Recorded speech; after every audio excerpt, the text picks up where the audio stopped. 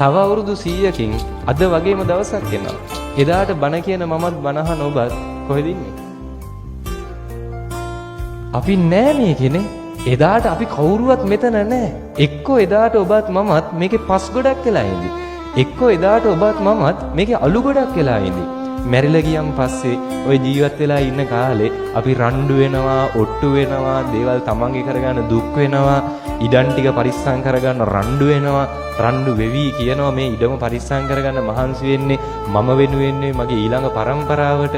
කොච්චර කැප වුණත් කොච්චර මහන්සි වුණත් මතක තියාගන්න මැරිලා ගිහිල්ලා උපරිම අවුරුද්දයි.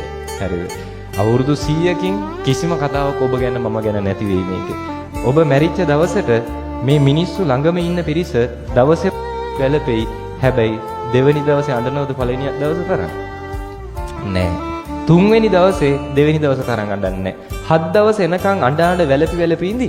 හැබැයි ඊට පස්සේ 7 දවසේ පින්කම කරන් පස්සේ ඉඳලා හිටලා අඬයි වැළපෙයි නේ. හැබැයි ඒ හැටි එකක් නෑ. 3 මාසේ යනකන් සමහර විට අඬ ඉඳි කොච්චරම ළඟ බැඳීමක් තිබුණා. වැළපි ඉඳි 3 මාසේ දානෙත් දෙයි. ඊට පස්සේ විටින් විට මතක් වුණොත් අඬයි වැළපෙයි. අවුරුද්දේ දානේ දුන්නම් පස්සේ අවුරුද්දේ පින්කම කරන් පස්සේ අවුරුද්දක් යද්දී ඔබ ගැන මම ගැන මේකේ කතා කරන්න කෙනෙක් නැති වෙයි. එදාට අවුරුද්දේ පින්කම කරાવી සමහර විට.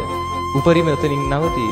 එදායින් පස්සේ මතක තියාගන්න ඔබ මැරිලා අවුරුද්දකින් පස්සේ උපරිම ගෙදර කබඩ් එක උඩ ෆොටෝ එකක් විදිහට ඔබ ඉඳීවි. ඒ පින්තූරෙට මල් මාලයක් තියේවි. ඒ මල් මාලේ පර වෙලා යන දවස වෙනකන් තියේවි.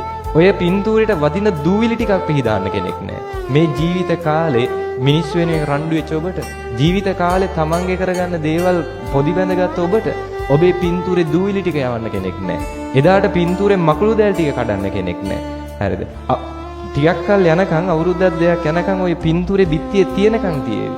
ඒ පින්තූරේ කුඩු වෙච්ච දවසට ඕක ගෙදරින් අයින් කරනවා. ඒ පින්තූරේ කුඩු වෙච්ච දවසට ආයි පින්තූරයක් ගෙනෙයිද? නෑ. එතනින් ඉවරයි. ඔබ ගැන මම ගැන මේකේ කතා කරන්න කෙනෙක් නෑ. ඔබ මම කියලා කෙනෙක් හිටියද කියලාත් ඔබ දන්නේ නෑ. මට මේ ප්‍රශ්නෙට උත්තරයක් දෙන්න. අම්මගේ නම දන්නවනේ. ඔයත්තන්ගේ අම්මගේ නම? ඒ අම්මගේ නම දන්නවද? ඒ කියන්නේ ආච්චි. ආච්චිගේ නම දන්නවද? තමන්ගේ ආච්චිගේ නම දන්නවද? ඒ ආච්චිගේ අම්මගේ නම දන්නවද? කියන්නේ පරම්පරා තුන අම්මගේ නම සමහර විට අපි බහුතරයක් දන්නවා. ඒ අම්මගේ ආච්චිගේ නම සමහර පිරිසක් දන්නවා. ඒ ආච්චිගේ අම්මගේ නම දන්නේ නැහැ. උපරිම ඔබේ මගේ නම මතක පරම්පරා තුනයි. උපරිම පරම්පරා දෙකයි. තුන්වෙනි පරම්පරාවට ඔබේ මගේ නමවත් මතක නැහැ. ඇයි එහෙනම් අපි මේකේ රණ්ඩු වෙන්නේ? ඇයි අපි මේකේ ඔට්ටු වෙන්නේ? මොනව පරිස්සම් කරගන්නද? දැන් මැරිලා ගියොත් අපිට මේව දාලා යන්න වෙනවා. පැහැදිලිද? මේ කියන ටික තේරුම් අරගන්න. ජීවත් වෙන කාලේ මරණය අත ළඟයි කියලා හිතාගෙන ජීවත් වෙන්න. පැහැදිලිද කියන කාරණා ටිකනේ. අදක මේක තේරුම් අරන් ජීවත් වෙන්න මොනවටද ඔට්ටු වෙන්නේ? මොනව පරිස්සම් කරගන්න කියලාද? මෙතනින් දාලා යනවා. මැරිච්ච දවසෙන් පස්සේ සංසාරයෙන් අපි අයින් වෙලා නැහැ. ආයි සතර පාගත වෙන්න පුළුවන්. ආයි මනුස්ස ලෝකෙක උපදින්න පුළුවන්.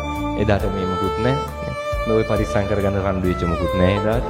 තියෙන කුසල් හෝ අකුසල් විතරයි. ඒ ටිකත් ගෙවලි ඉවර කරනවා. ඔහේ මේක ඉපදි මෙරි යනවා. කවද්ද මේකෙන් ගැලවෙන්නේ?